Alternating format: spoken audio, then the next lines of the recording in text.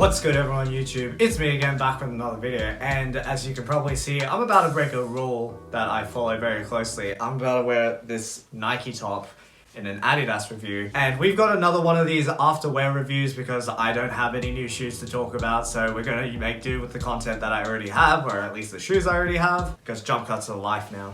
And this particular shoe is a shoe that I picked up a while ago from the adidas sportswear store, long time ago, and it was something that I bought just mostly because there was like a sale where like if you bought like a top, a pair of pants, and a pair of shoes, you got 20% off, so I ended up going with it. And surprisingly enough, this is a shoe that I ended up liking a lot more than I thought I would. I think if I combined all the times I've worn this shoe, I'd probably say this has probably been around 3 months or something like that of me wearing this shoe.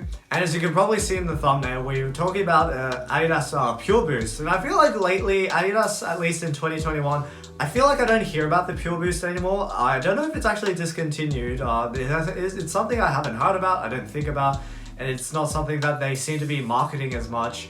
But this particular rendition of the Pureboost Go, I actually think was quite an underdog / sleeper hit in my opinion. There was a lot about this shoe that I thought was really good. There are aspects I will have to criticize because we're all about 3 pros and 3 cons. Brief intermission because I actually filmed this review before I put up the 100th video, but I'm running a little giveaway on that 100th video, so if you want to check it out, be sure to click on the card up here. And also, I have a Discord now, so the Discord link will be down in the description, or you can find it on that 100th video as well. Anyway, back to the review. But without further ado, let's get into the shoe, and let's show you what the shoe looks like today after about 3 months of wear. So here's the Pureboost Go in the sort of black. It's not really all black, it's more like a navy blue and black colorway. And as you can see, because of the mostly dark colorway, this really doesn't show much dirt at all. Now, you can probably notice that the midsole is quite dusty because I definitely wore this shoe quite carefree. But for the most part, everything's held up. The upper itself doesn't have any sort of like loose threads or anything.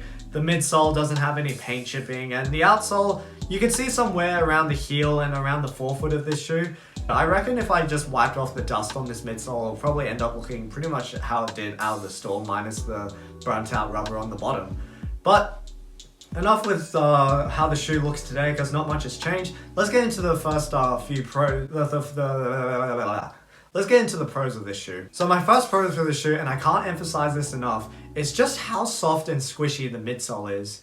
Now, I know orthopedically, I'm pretty sure there's something about like soft and squishy shoes aren't always the best thing in the world because they don't actually provide any stability for your foot, but I don't care. I enjoy my soft shoes, and this shoe is actually really soft underfoot. For those of you out there who've ever actually tried on a Yeezy 350 V2 or an EQT 9317, you guys will probably know that those are quite notorious for having nice soft midsoles.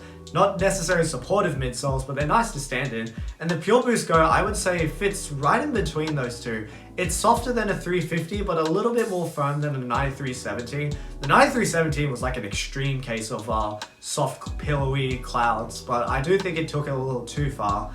But this particular midsole, it even has quite similar sculpting to a Yeezy 350 V2 outsole, and I wouldn't be surprised if it is basically that midsole without the rubber caging around it. So that would be my first pro for this shoe. The midsole of this is actually really soft and bouncy and quite an enjoyable ride to walk around in. My second pro for this shoe would actually just be the colorway of this shoe.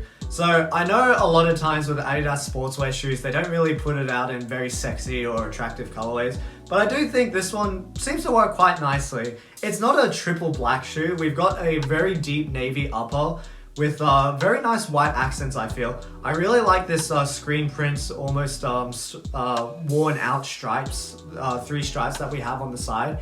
And then these are sort of webbing parts around the heel and the toe area, while it looks attractive, is actually serving a functional purpose to contain those parts of the knit upper to make sure that your feet don't really slide around too much in those particular areas. So it's serving a functional purpose while also looking quite attractive. And moving down to the midsole, we've got this nice blacked out Boost midsole. And a long time ago, I remember Boost midsoles being colored being a pretty big deal. And this was coming out at a time where it was already starting to be less of a big deal. But I still think it's quite nice that they colored it, even though in traditional fashion, the outsole shows that the midsole is still a white boost compound.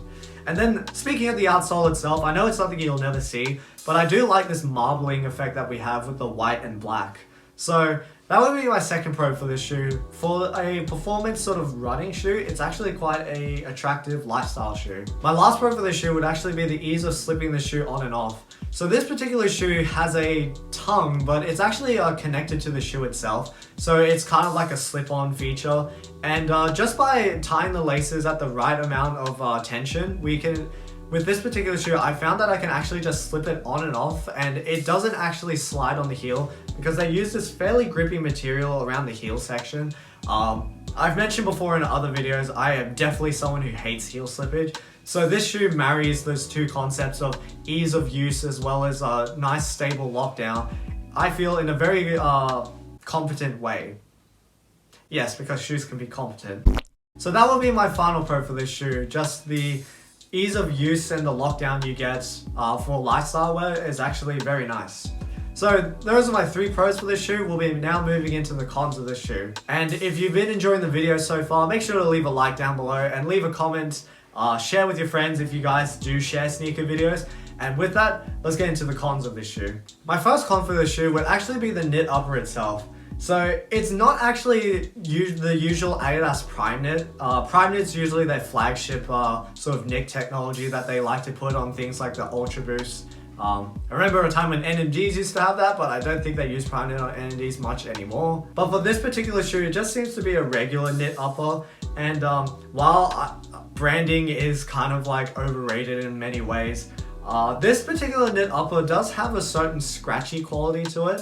It doesn't feel soft or like fabric-like against the skin, and it's okay. I mean, if you're wearing socks, you won't really notice it. Though I did find when I used to rock no-show socks like every day, I did find this upper is definitely not something you want against your bare skin because it definitely chafed the back of my leg quite a few times. So that would be my first con for this shoe. Just this knit upper is not exactly soft or fabric-like as something like a Prime knit or a flagship sort of knit technology from Adidas. Though, to be fair, Nike Flyknit has always been scratchy, so, you know, eat your heart out, Nike. My second con for this shoe would be that the fuse overlays have started to crack in certain areas. So it's only just started in small parts, but if you look closely on the toe box, I'll show some B-roll of it, you can see that there is some cracking that's happening on the reinforcement areas. Now, this is probably to be expected because they're probably taking a lot of the load off the knit upper. And I guess instead of having the knit stretch, we've got this fuse overlay holding it together. But just seeing that crack isn't really inspiring confidence in this shoe.